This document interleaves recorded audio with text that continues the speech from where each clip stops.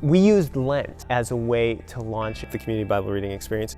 And so what we said is, instead of giving up chocolate for Lent or something else, why don't you take on reading through the entire New Testament? And I think at one point I said, I promise you this will be the best Lent you've ever gone through, which is probably silly of me to promise that, but I actually think it came true in lots of situations. We set up a booth in the back or a table in the back and said, hey, come in, pick up your edition. I was overwhelmed at how many people came. I mean, there was queues. I couldn't give them away fast enough. Before the community Bible experience came up, I could hear the word of God from people. That to me was bringing it alive a bit more than me reading the Bible.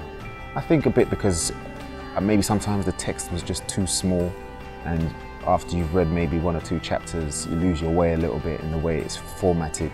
I'm always up for a challenge. They said if we can read the New Testament, you can read the New Testament in 8 weeks or something. And I said, oh, that's great. I've never read the New Testament actually in a particular period of time. I wonder if I could do it. I found that it was because the format is like a story with no chapters in it, just a book. I started to flow through it. When I'm going to work on the tube, it was with me, going through it, reading stories, and then thinking, oh, let me put it down, then picking it up just to carry on, because it was like a story that you wanted to know what was going to happen next. And if I showed you my book now, it's like full of marks.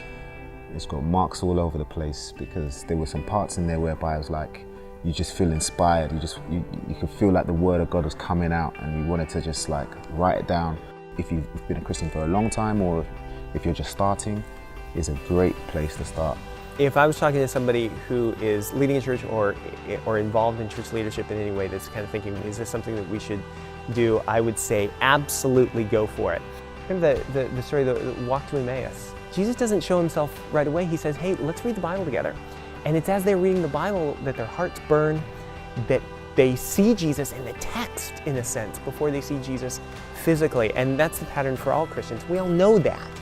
Let people read the Bible again for the first time, and they'll meet Jesus again for the first time, or maybe just straight up for the first time.